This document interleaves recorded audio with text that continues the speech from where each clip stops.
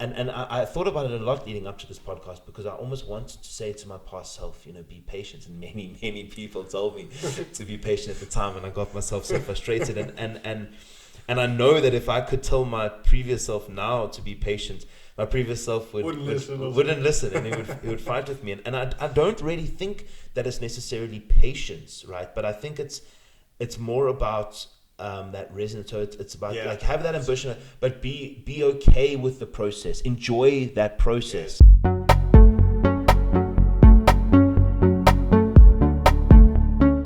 All right. Lights, camera, action. Yeah, we're rolling. All right, nice. Nice to finally do this, man. Yes. Let's also have some fun. I'm pretty sure we will do fine. It's also the first time that we're using these new microphones, so I hope the sound is decent. Let's see. So, okay, I wanted to talk to you for a while because we're working at the same company and we met during like a talent program.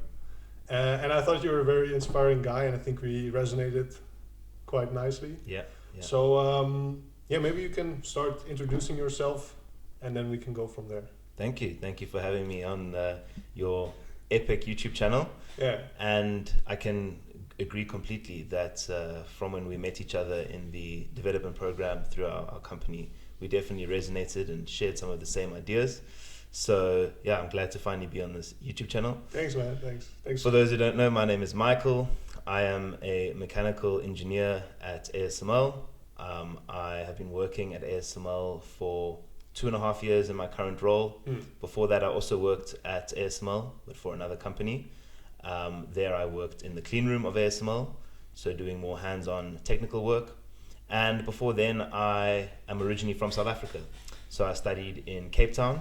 I studied mechatronic engineering, which for those who don't know is half mechanical engineering and half electrical engineering.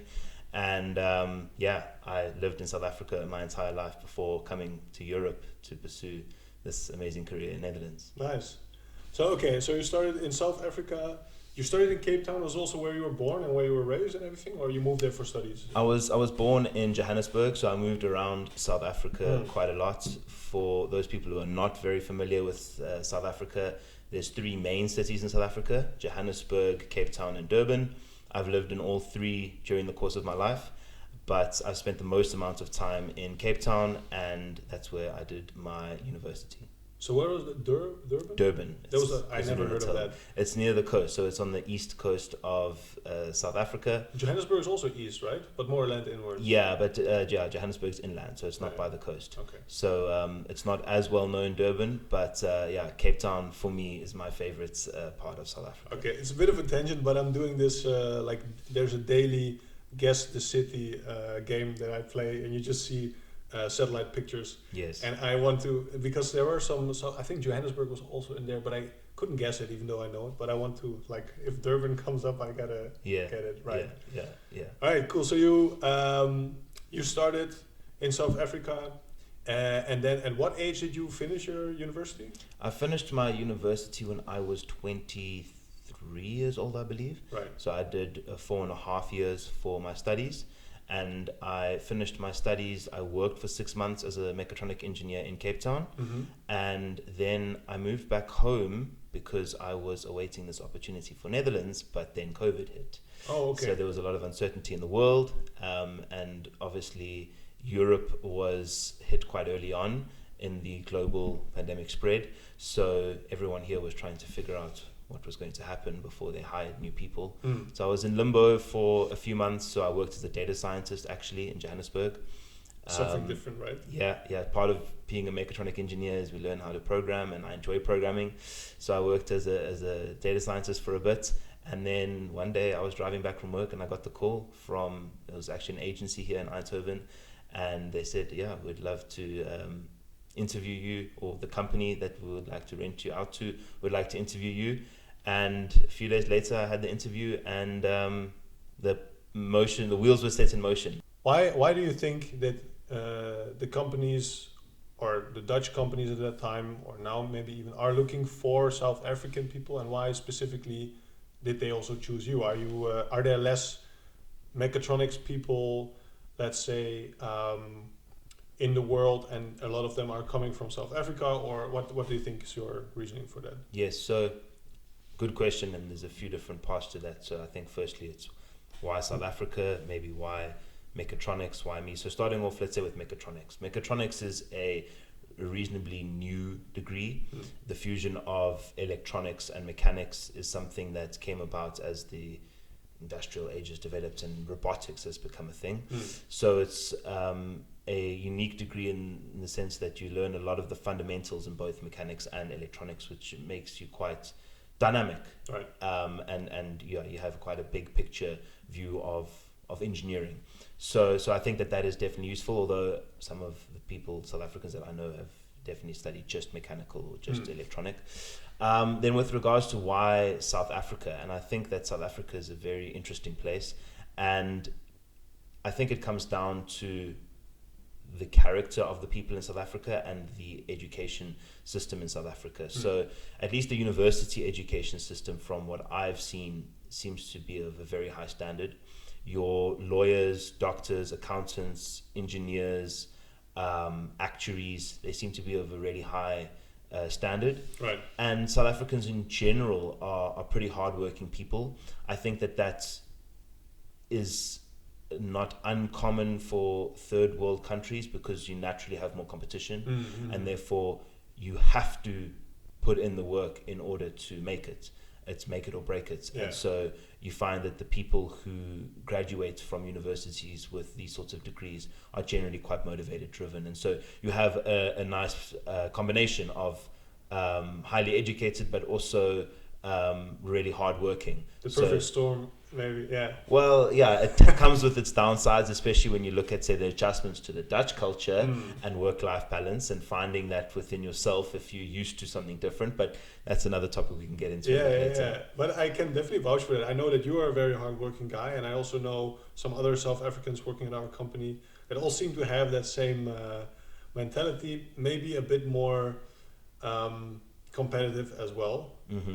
Although I cannot say for you if you're very competitive. We don't work directly together, but definitely the drive, right? Yes. There's the drive to do something at least, right? Yes. That's beautiful. Yes. And just to linger a little bit longer, why do you think, historically speaking, maybe, or because you also mentioned South Africa is a third world country, you mentioned that at least. Yes. I don't know what the definition for it is, but why then are the universities so good? Is that historically thing, or? That's a good question, and I would say it maybe touches on some difficult parts of South African history. And I think that people who aren't familiar with South Africa, or very familiar with South Africa, probably know about the apartheid history of South Africa. And so definitely some of the universities were founded back before Nelson Mandela abolished, or was part of the abolishment of apartheid, and also because South Africa does still have wealth, for sure. There is still money in South Africa. If I'm not mistaken, it is one of the countries with one of the largest wealth disparities in the world. So the top X percent have more than the bottom X. It's got a huge gap there. Okay. And so because of that, the elite, or the top, of the South African economy, want to educate their children at a really high standard. And so not even at a university level, you have some high schools, because I was speaking of Durban earlier. In Durban, there's Hilton and Michael House College, and there are two high schools that are exorbitantly expensive, even on a European scale. I imagine. And that's a byproduct of some of the wealth that still exists in South Africa. That they want to keep having the chance, for some people at least, to keep having a good education. Yes, and then probably also linked to that competitiveness and that nature. The individuals really want to be the best, and so these institutions have to keep up with the desire of the people who join. But is that's then the interesting question: is that nature of the people, is that a result of the disparity of income? So like they need to be competitive in order to get up that ladder, or is it something integral to the people? Because I also see that, for instance, I know a lot of Turkish people, And I know that there also the competitiveness in high school even is very, very big. Yes. So you are getting ranked on a national level. Yes. So basically at the end of your high school, I suppose you have to do a test that ranks you to everyone in the country. Like that must be so frustrating for, you see, okay, you are number 100,000 or something like that. I don't know how many people do that, but is that also the same in South Africa? It is, and it's actually a very touchy subject in South Africa because, so yes, we have the same. So in my specific example, I think I needed to get above a 85% overall average in the end of high school in order to be admitted for mechatronic engineering at university. So that's a pretty high average.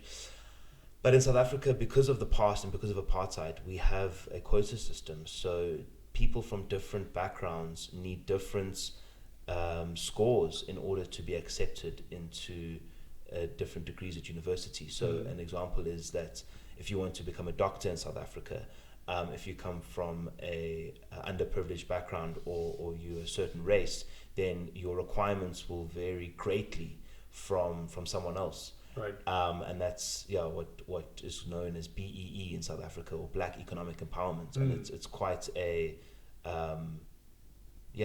touchy subject. It's something that is a byproduct of the history of South Africa and apartheid. It's particularly for medicine. That's where it really has the biggest disparity. But in engineering, at least I didn't hear of it as much. But I know if you want to become a doctor in South Africa, I'm sure it's not the same as if you wanted to try and become a doctor here. No. Instance. Yeah. Well, I don't know the medical standards in the high schools and stuff here, but I know that at least the differences for different races in South Africa is quite big. Yeah. Exactly. Yeah. Yeah. So I don't want to get too much into, although it's very interesting and it's setting the scene, I don't want to go into politics of South Africa, but that explains a bit your background. So you have a mechatronics background from South Africa, quite competitive environment, and then you started working for Trumpf, which is in the ecosystem of ASML. Yes. But I imagine there are also plenty of people who don't know exactly ASML. We both work at that company. Yes. It's a quite big and influential company, but not so well known. Yes. Can you explain what ASML does, or maybe we can do it together if we like? Sure. Yeah. Sure. I'd love to. You can fill in any of the. Yeah. How would you start to explain ASML? Yeah. So the BBC coined it the relatively obscure Dutch company, right? And it doesn't apply so much anymore. And interestingly enough, I think around the time when I came over to work in the ASML ecosystem was when ASML started becoming more well known. When COVID happened, I think everyone has heard about the chip shortage, and that caused a lot of companies that were in the chip space to become more well known. Everyone wanted graphics cards and these things, and I feel also maybe people were, during COVID, they had some money to spare that they wanted to invest, so they were starting to look into investment. Yes. And essentially, ASML is a company that creates the machines which help print microchips. Yes. Yeah. And the term for those machines is lithography machines, but that's the way that I explain it to my mom, at least. Yeah. Yes. So it's like the machine that makes chips. Indeed. And it's usually confused if I talk about it with not so well known, like acquaintances, not friends, because my friends by this time know what it is, but they then mistakenly think, oh, so you guys make chips. Yes, most people make that. We don't make chips. No. We make the machines that make chips. Yes. Yeah. So the companies who make chips do it in the most complex factories in the world. They're called fabs. Normally they're about $10 billion a piece. And ASML's equipment is part of many machines in that process, albeit some of the most expensive and most influential in the process of making chips. It's by no means the only supplier for these big fabs. No, it's a crazy field that we're working in, right? There's a lot of money going around, a lot of books about it now as well nowadays. Yes. And I think it's also a bit compared. The chip world is a bit compared to the oil back in the day, right? Like, chips are the new oil, and maybe for those who don't have an idea of the scale that we're talking about, ASML is without a doubt Europe's wealthiest tech company.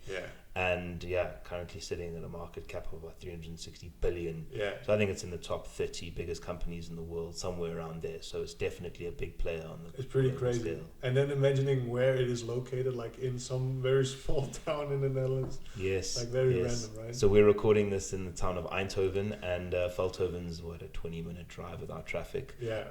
To this small town, and you go there, and there's this skyscraper that towers up, and you then have ASML, and it seems a little bit out of place almost. It's a bit sci-fi in a way. Yeah.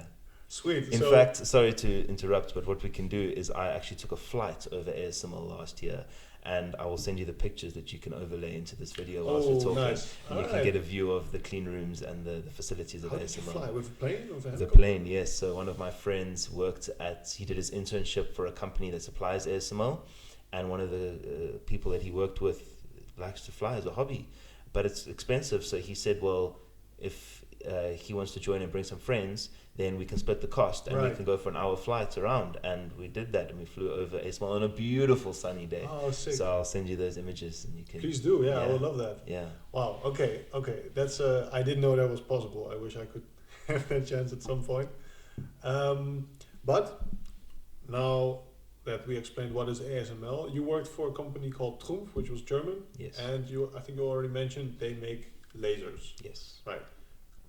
How is that related, and what was your job at that position? Yes, so Trumpf is quite an old German company, and Trumpf originally made their name and their money by making CO2 laser machines to cut sheet metal.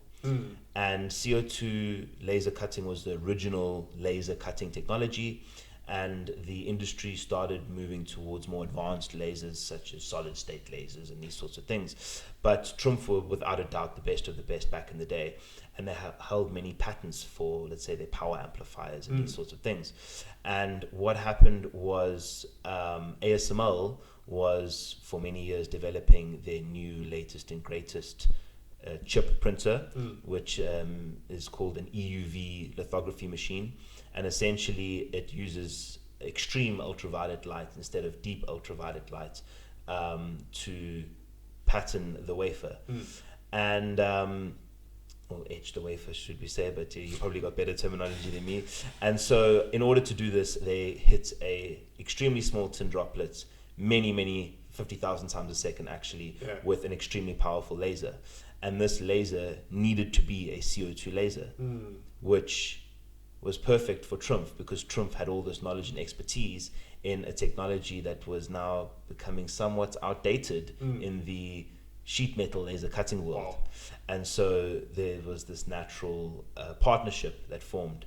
And so Trumpf became the supplier for ASML for their EUV laser systems. So Trumpf also kind of got lucky there, that they had a way to move forward. Yes, indeed. So they modified a lot of their technology in order to, heavily modified in collaboration with ASML, in order to meet the specifications of the chip industry, which, as we know, are very high-end specifications. And ultimately created, from what I understand, a new department within Trumpf, TLSM, so Trumpf Laser Semiconductor Manufacturing, which has since absolutely flourished and has a very close partnership with ASML. Okay, crazy. Yeah, there are also some things that I didn't know, for instance, about like Trumpf sheet cutting and stuff. You asked me about my role. Yeah. So my role was an SAT engineer, site acceptance testing engineer, and essentially I was a technician that would calibrate, troubleshoot, and test the laser before we handed it over to ASML. Okay. In the clean room. Right. Because we also have the SAT from ASML point of view, but that's at the customer. So you were doing that at ASML. Because what would happen is the laser would get built and tested in Germany, in Ditzingen. I traveled to Ditzingen many times for trainings. They would then disassemble it, ship it to Veldhoven, reassemble it.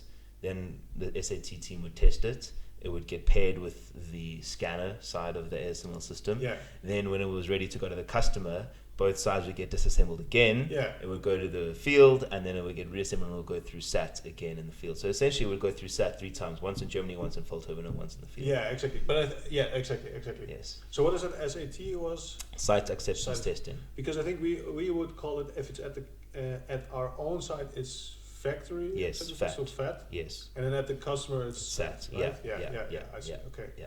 Nice, interesting. So you were traveling around and overseeing, or actually also doing? No, physically doing it, and I would say that really leveraged my mechatronic knowledge the most, because it is a very electromechanical system.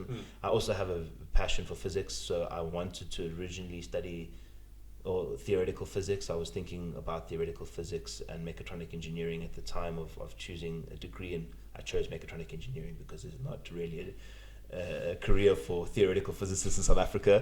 And don't get me wrong, I very much like mechatronic engineering, but I really loved it. It was hands-on. I'm a hands-on person. My grandfather was a blacksmith, and my dad's always been very hands-on, so I love the hands-on aspect to it. However, after the very steep learning curve of, let's say, 6 to 8 months, I found myself doing the same tests on the same systems in the same clean room day after day, and I essentially wanted more. I wanted to be part of the design and the development of these systems, and that's really what drove me further in my career. Clear. So you, at that point, you were a bit in the periphery. I mean, you were supplying something specifically for ASML, but you were not working for ASML directly. No. But you were working with people from ASML. Indeed, and often not in the best ways, because ASML always wants their things fast, right? So I would be doing the SAT for some system, and the ASML people would ask, when is it done? When is it going to be ready? I say, we've got a problem. They'd be like, okay, do you think you can finish it by the end of the day? So they can go tell their stakeholders, the Trumpf engineer says it'll be ready, but no, it'll be ready when it's ready. You know, so there was some contention there, but all in good faith and good spirited. So I was very much at the ASML premises, but still with the green badge. For those who are watching, the green badge is the supplier badge. Yeah, there are worse colored badge. Badges, indeed. The red one, when you forget your badge of shame. If you forget your badge, you get that one. No, but and how did you move from there? You worked there for how long? 1 year. 1 year, almost exactly. And then next step? Then I took a step towards mechanical design, so the role that I'm in now, and essentially the agency that I worked for had 2 people that had broken away and created their own agency, and they reached out to me again via LinkedIn, and I was interested, I was intrigued, so I decided to meet them, and they said to me that they could possibly find me something in the design space at ASML, and they came back to me and they found a role for me, but it was through a supplier, but this time not a supplier of components, but a supplier of people. So what we know as a farm out company, a company called Brabant Engineering. I got to try and get the accent right. I think it was good. Thanks. In Best, and I joined that company through the agency, and I also stayed with them for 1 year.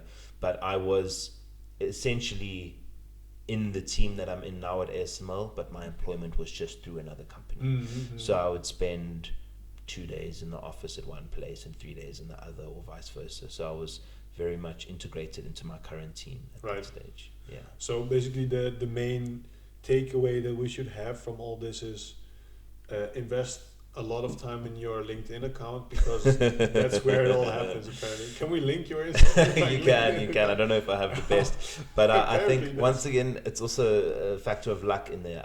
I realized that the luck keeps stacking up for you, it seems. I guess there must be something that you do right? It's not just luck. Yeah, what's that old saying? The harder you work, the luckier you get. Yeah, exactly. But I definitely recognize that in all industries, there's periods where companies need to grow and expand, and you want to try and position yourself the right place, the right time. And perhaps I didn't consciously recognize it at the time, but when I did make that move towards design, it was the perfect time to do it. If I'd waited 2 or 3 years, it would have been a lot more difficult for me to to be in the team and the role that I'm in now, especially direct with ASML. So let's say my impatience at the time perhaps played in my favor, right? Because of the need for people and the fact that I was already here. Yeah. You know, yes, ASML and these companies look at bringing people from South Africa, and they have brought many people since, but I was an easy option because I was already here. I was less likely to work for 6 months and then want to go back. You know, right? That was at least my mentality of why they may have picked me. Yeah, and I think also it's not like ASML is trying to hire people from different countries for diversity's sake. It's, I think, literally they're running out of engineers here that are capable of doing the job. Yes. And then indeed, if you are capable here, then they are trying to get you in, right? So that's also, I guess that's what happened with you. Yes. People saw your potential, and you were willing and eager to start there. Yes. So it was a perfect match in that sense, right? Yes. Yes. I mean, from the outside, it may seem perfect. It definitely came with its challenges. One of the challenges was financial, because when I worked for Trumpf, I worked on shifts. So you then get a shift allowance for working early shift, late shift, and then 1 weekend a month I worked. So I gave up a shift allowance and took a pretty big salary cut to move towards the design space. But I was fortunate that I saved up when I was on shift, so I was able to do that without taking a knock to my quality of life. It was also COVID, so there wasn't much to do at that time. There was no quality of life. yeah. So it definitely had its challenges, but overall I'm very grateful that I made the steps and the moves when I did. Nice. Okay, that's good to hear.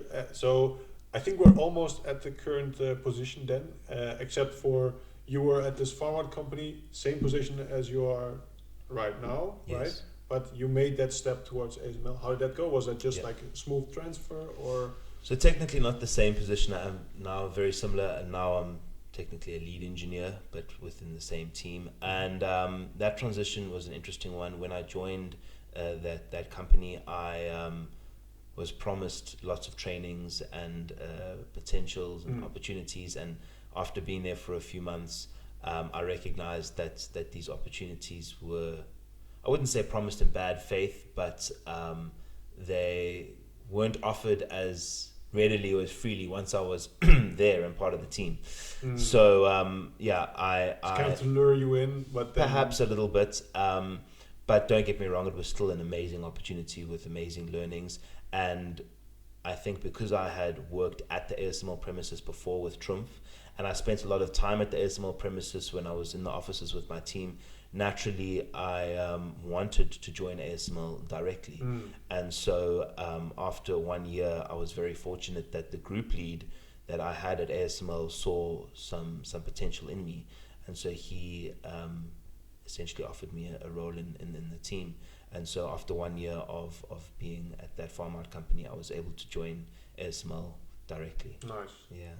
And since that, how long ago was that? So that was in June 2022 when I joined ASML directly. Right, so that was, okay, yeah. So, and then 3-4 months later is when we met through the talent program. Right, so that's also quite crazy. So there is this internal program for, I guess, a bit people early on in their career that are considered to be talent, so that they... People that show potential. Yeah, they see them as like future leaders. That was how it was posed to us, I think. Yes. And I was already working there for like 4 years when they offered me this. I mean, it was also a relatively fresh program, but they had similar programs like that already in place. But you were working there for a couple of months, and then they said... Indeed, and I think I was very much of an outlier from that role. And I think if we want to get technical, maybe I didn't exactly fit the criteria. I think the criteria said you had to be working there for at least 1 year or 2 years. But I had been working my team through a farm out company, so maybe the lines could be fudged a little bit. But indeed, I think I was the youngest person on that talent program, just in general, but also experience-wise, career, and then specifically direct with ASML. So an absolutely incredible opportunity for me. And as I was saying earlier, I think something that I will look back on as the beginning of an incredible journey for me. Yeah, I mean, I think it was also a very nice opportunity for us to join. But I think indeed it says a lot that they made this kind of exception for you, right? To go a bit outside of the bounds, that they really saw this talent in you. So maybe you can talk a little bit then about your current position, how you feel within the structure of ASML, what your position is. Yes. And we mentioned the CTP. What did you learn from that, or in which kind of context do you put that in the greater scheme of learning, if it's not too vague? Sure. So where do I currently fall within ASML? So as I mentioned earlier, ASML has this fancy EUV system that Trumpf makes the lasers for, but ASML also has many older systems, which are referred to as the DUV systems, or deep ultraviolet lithography machines. And I work in the mechanical development department of the DUV systems, specifically on the illumination part of the systems and the dose control, which is essentially the laser for the DUV systems. And that's where I currently work right now. But in one of the teams in my same group, which I also worked in, they work on what's called a Ramer module, so a reticle masking module, essentially a very high-tech mechatronic shutter. And that's where I spent the first year and a bit of my time in my team, so through the pharma company and afterwards. And there I was doing real hardcore mechanical design. So every single day living in Siemens NX, the modeling software that ASML uses, and getting into the micrometers of those parts and the dynamics of air bearings and all of that. Now I work as a lead engineer in the illumination and dose control side of the DUV mechanical development department, and essentially I coordinate between project leads and design engineers, essentially. In this case, happens to be pharma companies. So I will get work packages from, or requests from, project leads. We have a new product, so we need some new components or some new things that need to be created and developed and spec'd as per the ASML way of working. And then I will translate that into a deliverable through farm out manpower. So within ASML, typically we have a couple of structures. So you have, let's say, the engineers doing the actual work. And then you have the overhead. Which is the project lead leading the project. We have a team lead or group lead, which is a people manager, and an architect, which is more like technical lead. But the position you're describing doesn't fit any of those roles exactly, or whether you... So it's a lead engineer, so I would say just a little bit more up from in a leadership perspective from a design engineer. I do definitely still do design engineering tasks, especially if there's an escalation, which often happens. And like today I was working in Siemens NX, so it's definitely not something that I never open, but I don't open it as much. And so I work more in a coordination role. So because ASML went through such a big hiring frenzy in 2022, so they hired about 10,000 people. There's a lot of people who have a lot of experience in engineering, but not specifically in the ASML ecosystem, which is very different to, I think, other ecosystems. So when we create a part, we don't just create it and say make it. There's a lot of documentation and processes that need to be followed.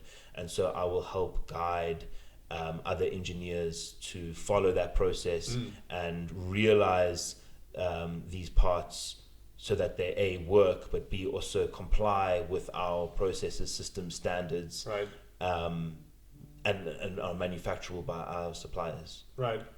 So indeed, in the sense, then you can say that you are still in the engineering kind of work, but you matured so far as that you can guide other people and really... how did you call that? Coordinate. Yes, I could find. Coordinate. Exactly. Sorry, coordinator. Yes. Because you have this higher level overview. Because I have some experience of the ASML ecosystem, I must say my hands-on experience in the clean room is extremely valuable.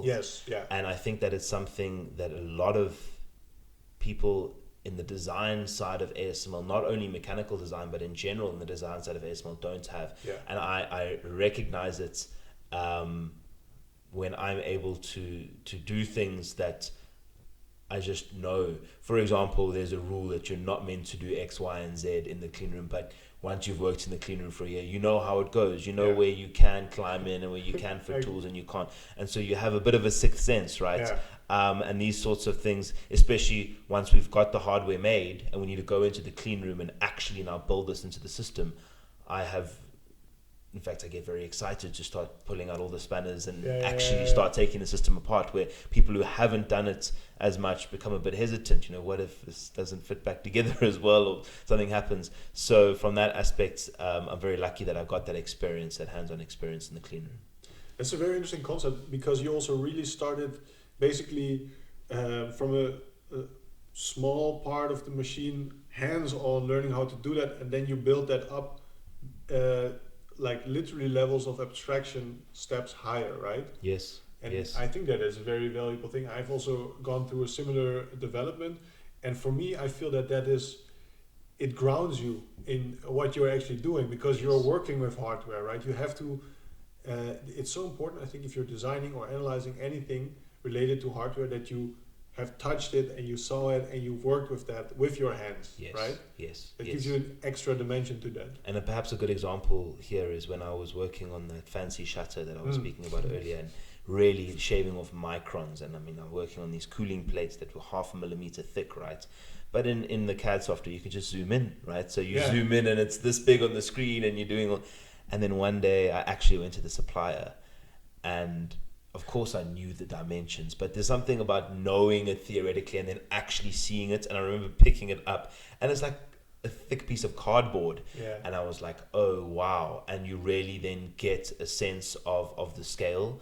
And for me, that was the example of the shutter. But from a system level, you only really appreciate the complexity of these systems once you've worked a bit hands-on, then gone into the design space, and then gone back to the hands-on, because you then see it through a different frame, through a different perspective. 100%. So I feel like that should actually, if I could change anything, that would be like, make that kind of mandatory, that everyone who enters starts off in the factory to get a little bit of that hands-on feeling. No matter what you will do, just do it for 6 months, hands-on factory work, and then you can become CTO. I don't care, but like I was lucky enough to meet the head of the TLSM department that I mentioned earlier, a man by the name of Martin Sauter, and he explained to me that he started off his career at Trumpf working in the field on the systems.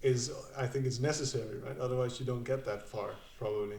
Yeah, well, I believe Martin van der Brink was very hands-on, and I don't know if Christoph, his successor, has also physically built systems and stuff himself. I've actually been lucky enough to have a lunch with Christoph as well. Last year. Was one of those XCOM lunch meetings. Absolutely incredible guy. So I don't know if it's quote-unquote necessary, but I think that it definitely adds perspective, which can be very useful. Yeah. I had that experience. I worked more with the wafers, so the things that we print the chips on, let's say, or not we, but our customers. Yes. And I was looking for very tiny particles, and it's the same. Like you can really, if you look with a microscope on a huge slab of silicon looking for particles, it almost feels like you're taking your telescope and looking for stars in the sky. It's like, the scales are so unimaginable. Yes. It doesn't make too much sense unless you have time to spend with that, and then you really start to understand that that's a different scale than like. Yes. Yeah. And especially when we start talking about the scales of the features on the patterns that these machines print, and when we start talking about nanometers, it's very difficult for us to conceive nanometers, just like it's difficult for us to conceive $1 trillion, right? I mean, what does it actually mean? And at least one of the ways that I always like to think about it is, there's a statistic. I think your beard hair grows at something like 3 to 4 nanometers a second. Really? Yeah. Wow. So that's one way to try and conceptualize the scale of these things. I think that I've been very fortunate in the career path that I've had here in Eindhoven through Trumpf and pharma companies, and now ASML. And I recognize now that a lot of the drivers that drove me to make the steps that I did and to push myself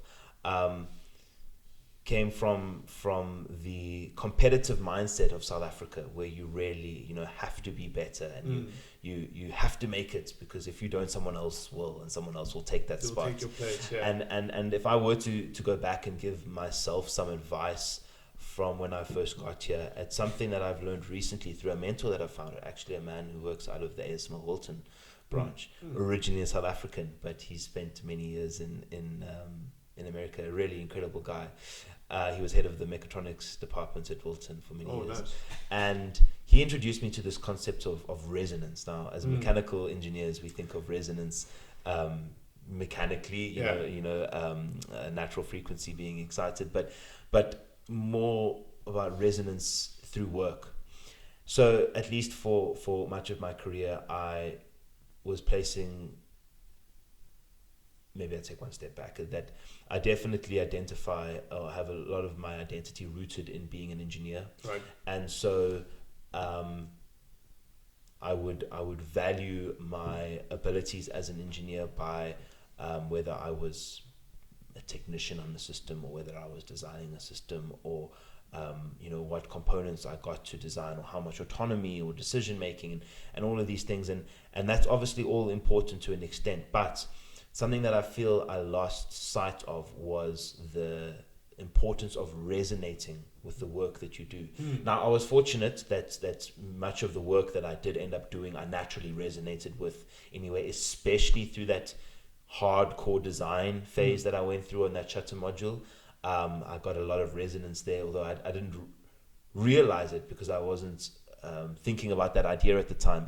But now, as I've started to network with more people and learn from some of these incredible mentors, I would really go back and tell myself to focus less on the outcomes. So, which company you're working for, what color your badge is, or even how much your salary is, and focus more on is this something that resonates with me, and why is resonance important? Because if what you do resonates with you, then you naturally get energy from it, right? Yes. There's this amplification process that happens maybe subconsciously. Yeah. And the compounding of that over time is far more important than stimulating some reward center in your brain that you get a profit sharing check once a year or whatever it may be. Now, don't get me wrong, I'm very grateful to be working for ASML, and as I mentioned, the jumps that I took were timed very well, even though if I didn't purposefully time it at those moments. But looking forward now, it's something that I'm really focusing on. And in the future, if I make jumps, it's not going to be because of the prestige of the team or the department that I work with.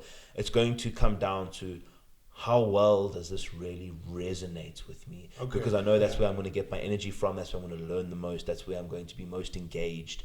And naturally, I feel like that's where I'm primed to excel from. Wow, that's beautiful. And I fully agree with that way of thinking. I think that's also something that resonates with me. I want to challenge it a bit, to play the devil's advocate. Because you can also say, or someone might say, yeah, but isn't that just a mindset that you can afford to have now, that you are at the position that you're at, but maybe in an earlier stage where you are actually, maybe struggling financially, or, you just came here from a different country. Who cares if you resonate, man? You gotta have a job, Like, is that something that you need to be in a comfortable financial position and maybe state of mind first in order to get to this? Or is it something that you can access at any point in your life, do you think?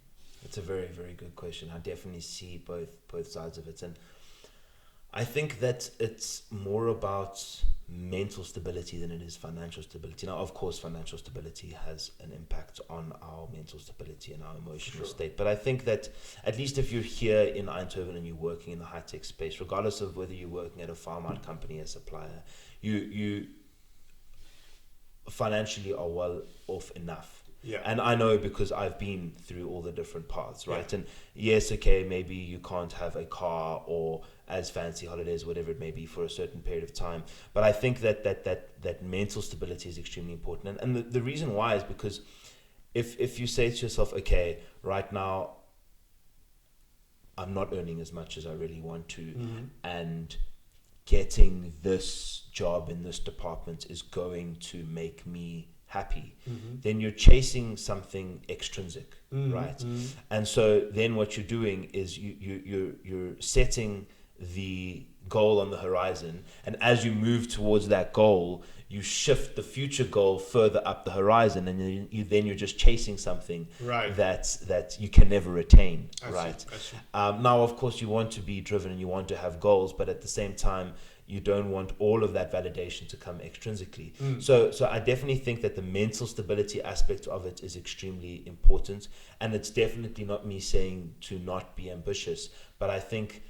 And I thought about it a lot leading up to this podcast, because I almost wanted to say to my past self, be patient. And many people told me to be patient at the time, and I got myself so frustrated. And I know that if I could tell my previous self now to be patient, my previous self wouldn't listen, and he would fight with me. And I don't really think that it's necessarily patience, right? But I think it's more about that resonance. So it's about like have that ambition, but be okay with the process. Enjoy that process, because you only get to be young and make silly mistakes and learn important lessons from silly mistakes when you're young. As you get older and you take on more responsibility, the impact of all these things becomes a lot more. And when people have families and get married, then also things like emotional stability and stuff, they can be difficult times in life. So at least for me, if I could go back, I would say to really focus on enjoying that process and really focus on that resonance, because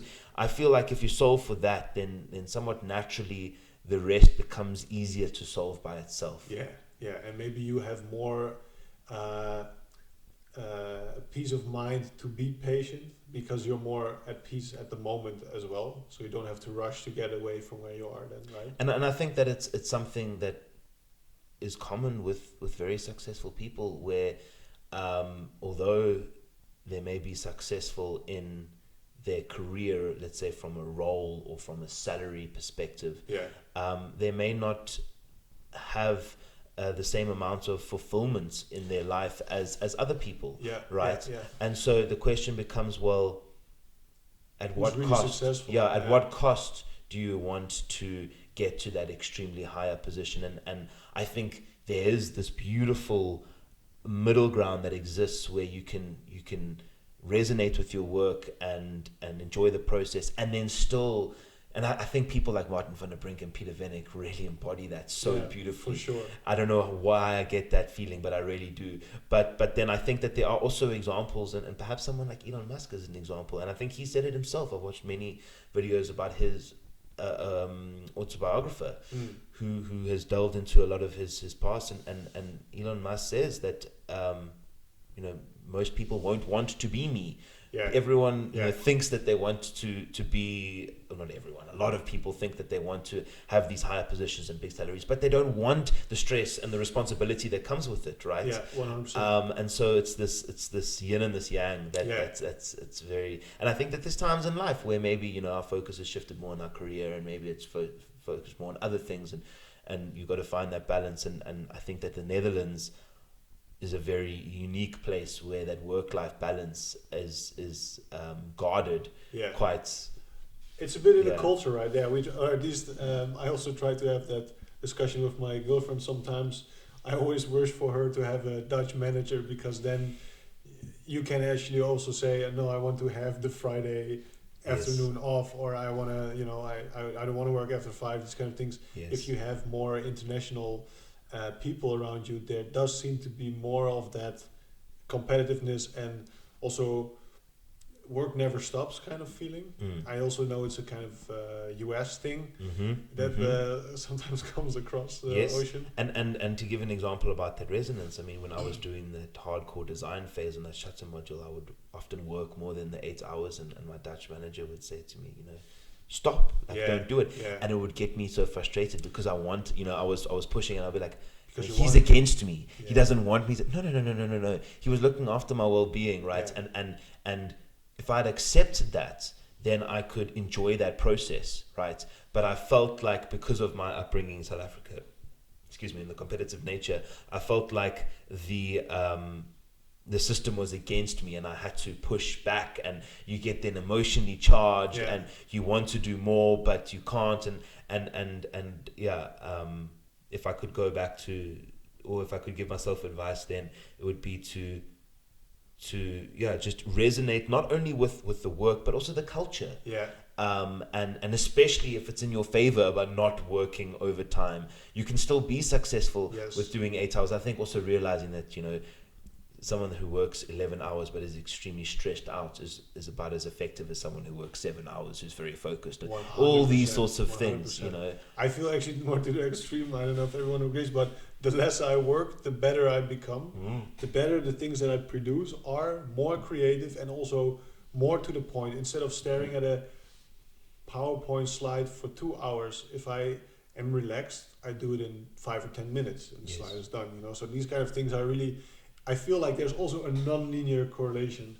But what you mentioned before triggered me as well, because very early on in my career at ASML, I realized this, and I think I even wrote it down, that the thing, I don't know if ASML is doing it consciously or any company, but what a good company should do if they're smart is put people in the places, in the positions where they can resonate, so that they just want to get shit done, and then the only thing they need to do is put people in place to make sure they don't overwork. So you actually have to stop them from working too much, instead of being the police officer saying, hey, are you working enough? Because that's what traditionally happened, right? Like the manager is checking if everyone, and that the worry during COVID is like, oh shit, people are working from home, I don't think they're working.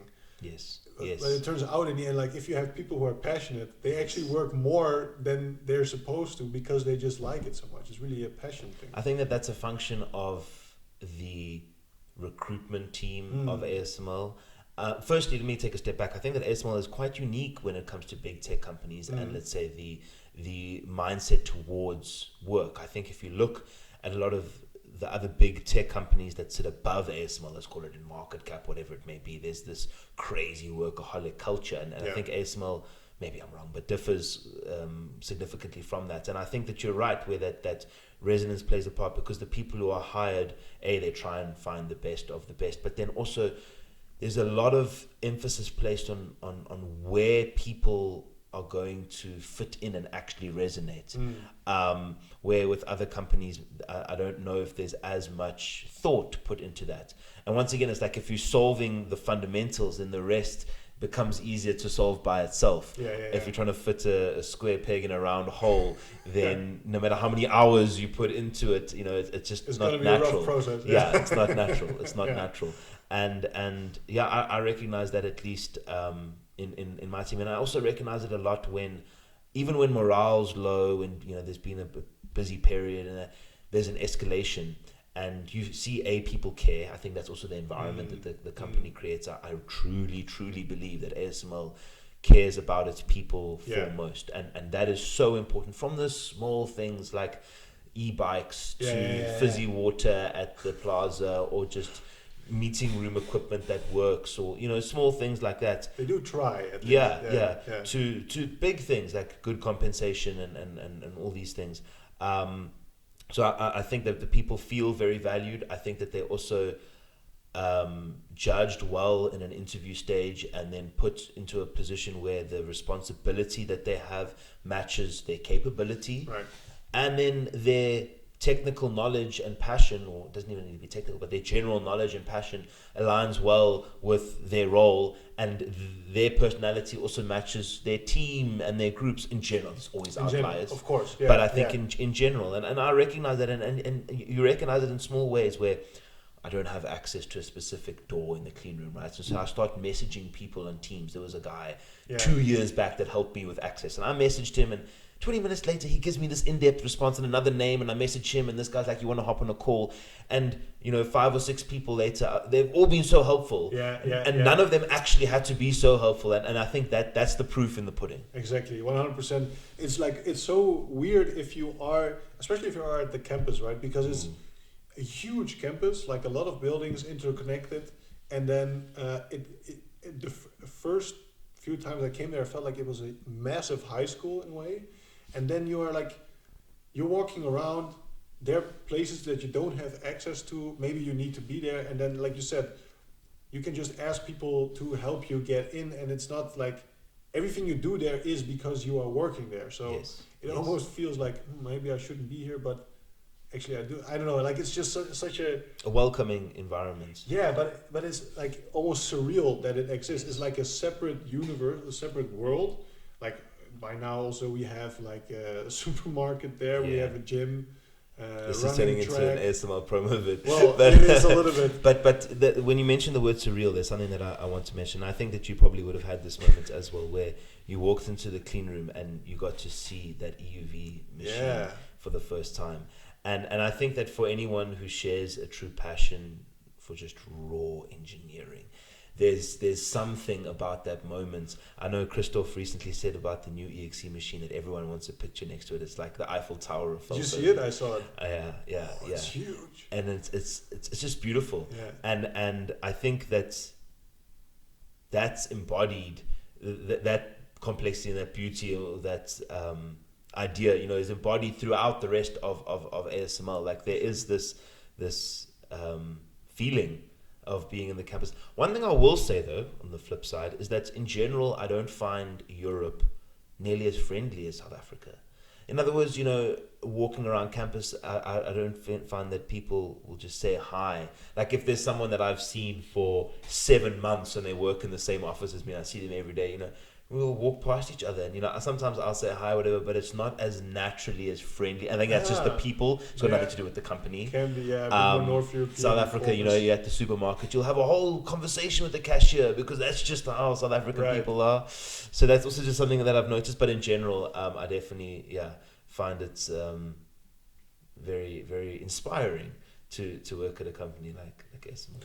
Nice. I think and I hope that our culture, and I want to say the North European culture specifically, can learn a bit more from that. And I think a lot of cultures, specifically from the warmer climates, have that more, that like also warmness in their temperament and the daily interactions. I also think in the US you have that a lot, like having chit chat with people in the store that you will never see again, basically. I think the Netherlands, or the Dutch culture, I should say, really has this soberness, like Protestant-based soberness.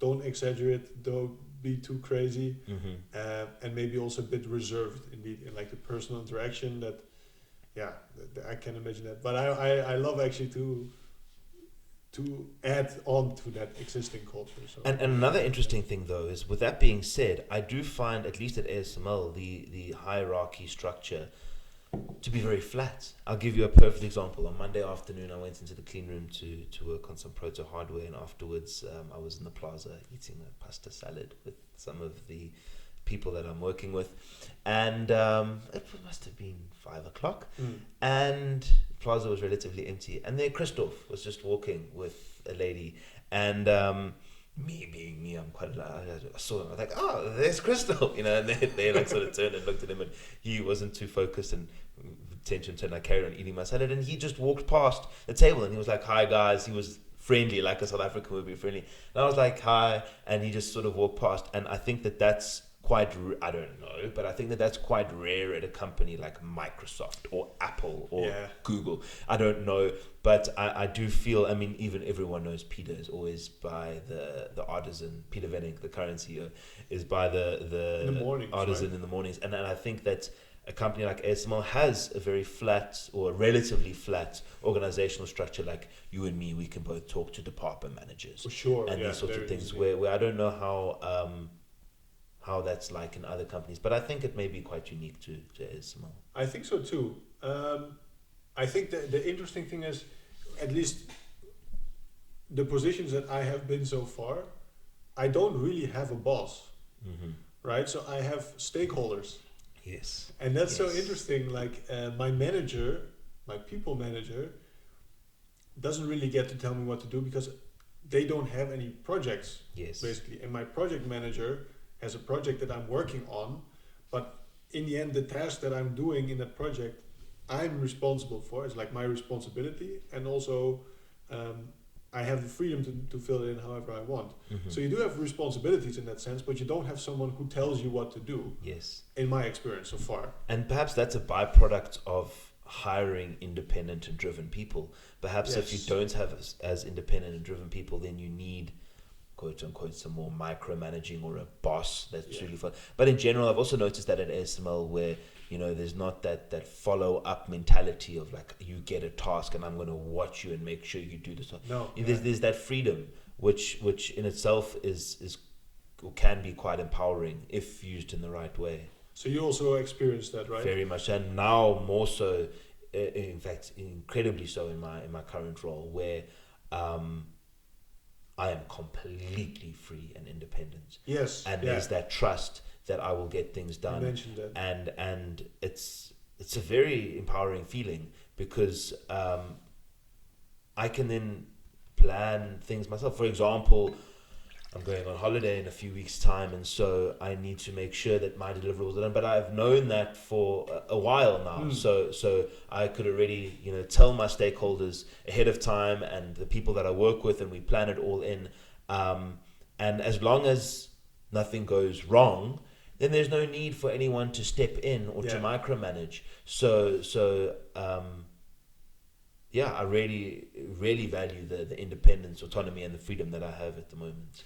Nice. I also, for me, exactly the same. I really value that, and I think also the company itself is going, at least after COVID, more and more into the direction of allowing people to work from home more, even allowing people to work from different countries. Mm-hmm. If every like technology export requirement is met. But I want to connect that to a different point, which we didn't mention yet, but offline, which is also a bit of validation. Mm-hmm. So if you're very independent and you don't have a boss who is watching what you're doing, you can struggle with visibility and also feedback, for instance. Yes. And that can, give you some maybe more like problems on an emotional level. Yes. You might doubt yourself. Am I doing well? Am I good at my job? Yes. What do others think about me? Yes. How do you experience that, and how do you deal with that? Yes, and it's very relevant to the journey that I've been on over the past few years. And as I've transitioned into understanding more about myself, I believe I've moved into a space where I don't seek as much extrinsic validation. And so in turn, I've allowed myself to become independent and to become free. But at the end of the day, we are all human, and so we all live in a social system, and getting some sort of validation from others is important. And so what I've realized is that when it comes to autonomy and freedom, you can't pick and choose. So you can't say, okay, I want freedom to do my deliverables when I want and how I want, and everything's great.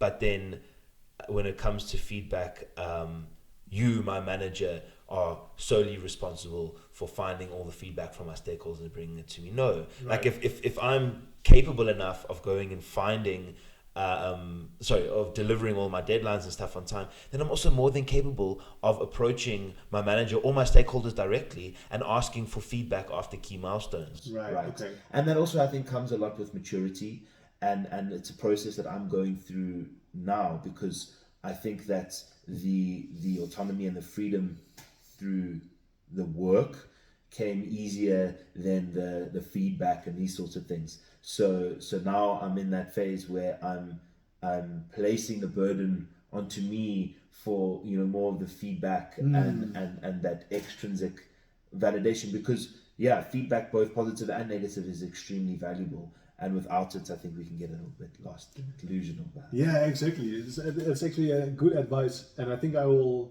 implement that, because I'm struggling with that sometimes as well, that you have that freedom, but you also need to like, if no one really knows or seemingly cares what you're doing, it also feels like, why am I here? Yes. What am I doing? Am I doing a good job? You can really get into that limbo situation a bit. And the framing of it is extremely important, because I've definitely felt through this phase that I'm extremely independent, that no one knows what I'm doing, where I am, these sorts of things, and it can feel unsettling. But by just taking the same information and framing it differently can make such an impact. And one of the ways that I've thought about it is that I become this person that no one has to chase. Yes, yeah. And if I think, well, what would I look for if I was some higher manager or higher person? I would want someone on my side that I just go to and I talk to.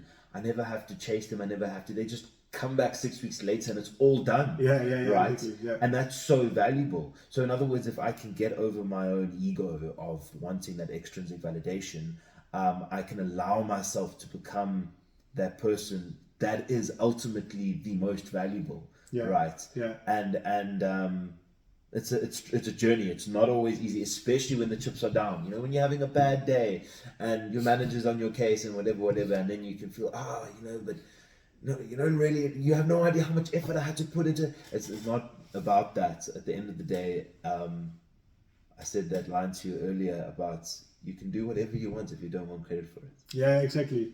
I think that's such a beautiful concept, and actually ASML is also such a big company that I think it reminded me of Friends. I'm not sure if that's exactly it, but I think at some point they were talking, someone's working at a very big company, I thought it was Chandler, but no one really knows what he's doing, but he's making a lot of money. Mm-hmm. I feel like sometimes, and I get that from some people that I know, actually they say like, yeah, I can just sit at home and no one will notice if I don't do shit. That's kind of the nihilistic way to view it. Yes. Because exactly like you said, you can decide what you want to do, and if you pick something that resonates with you, then you can make really great shit happen. And like you can find all these people that all do their small part, and if you just interact with them in a human way, you can like get everyone's input to make something really beautiful. You can come up with new original ideas or make problems disappear. And I remember before you said that earlier you identified really as an engineer, a big part of your identity. And I thought to myself, one thing that I sometimes try to do, you played like GTA. So sometimes I just try to imagine like I'm just a sack of meat. I'm just a Yes. My mind is slipped into this body. Yes. But I'm just playing this game, you know, I'm just like Yes. And I can just walk into a meeting room and then the quest is do a successful meeting. Like Yes. kind of you see like a kind of game where you can succeed in every step, or you can decide I'm gonna go to the clean room, I'm gonna do some experiments or something, right? It's like so open. Yes. And it can be scary and terrifying and nihilistic, but it can also be like a great opportunity to connect. Recently, I've been introduced to this concept of agency, and I think that plays very well into it. Is realizing that I am an I, and I can choose the choices and decisions that I want to make. And I think that that's also linked very closely to a reactive versus proactive work environment that has been set up, I think, way before us, 20 years ago at companies like ASML. I mean, there's obviously many companies like this, but if you're constantly firefighting, then it's inevitable to be in this automatic mode. Yeah. And I think as people, our bodies are wired to respond in states of stress. Yeah. And so when there's this example that I'd love to quickly run by you where it's a hypothetical scenario, but a manager, right? He's needing to go out for a meeting to drive somewhere, and he walks into the open office with all the employees, and he can't find his car keys, right? And so now he's looking everywhere for his car keys, and he asks, anyone see my car keys? Anyone see my car keys? And what happens immediately? The employees start looking around, and maybe one or two even get up and help him look, right?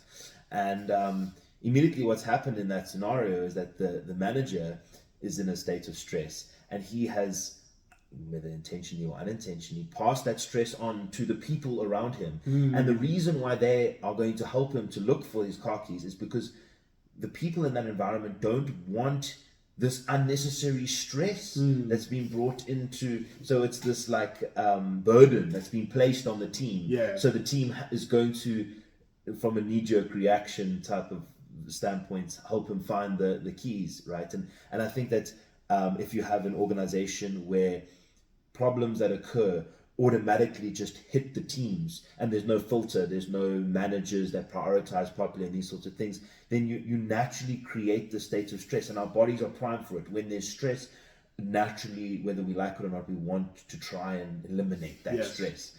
And so I think that these corporate organizations that are able to create an environment where people can proactively be autonomous, have that sense of agency, say I am an I, like today I'm going to wake up, I'm going to go to this amazing company and I'm going to do this and this, and if I feel that I am out of touch with the technology, I can cancel my 3:00 meeting and go to the clean room and just go and look at that EUV system for 20 minutes, because you and me, we can do that. Tomorrow I can do that, and you can do that, and there's a part of a beauty in that that's maybe even reflected in the complexity of the machines themselves. And for sure, it's crazy. I think the company is actually a very nice reflection of the machines that they're making, right? The complexity and how well everything functions together. I just really love it. I think this has become like a advertisement for ASML. Maybe we can send it to HR, see if we can get a bonus. maybe. But they've done something well, ASML, and there's a reason that they've claimed so much success over the years. I've actually been fortunate enough to read the story of ASML through the book of ASML's architects, and one of the things that I found really interesting is that the job posting that Martin van der Brink applied for ASML involved a part of the machine, one of the, obviously the older machines, that my team today is redesigning for a new system that ASML is going to release 40 years later, right?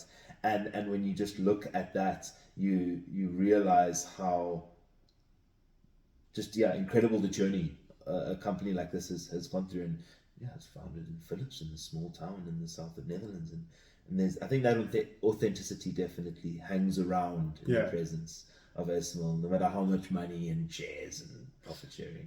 And it's also a beautiful thing if you think about it, that something so big with such a huge impact can start in such a small and unknown place. Right? And when we talk about small and unknown place, I think where it actually started was in the minds and souls of a very select a set of people, and the conditions at those times were also extremely important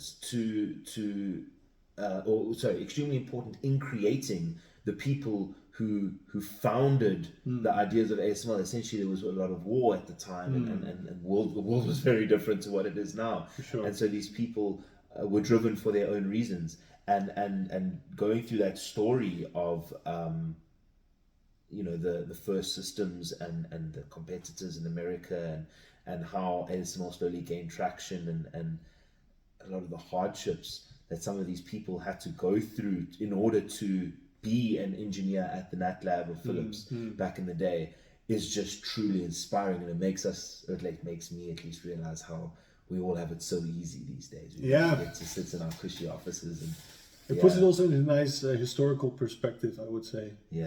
I think I can probably just link that book also in the description. Unfortunately, I don't think it's free for ASML employees. But it's not. But for purchase, you can buy. But it's not free online. It's free for ASML employees. So any ASML employees watching this, reach out to us, and I can send you the link. Everyone else, you'll probably have to. I will drop a download link.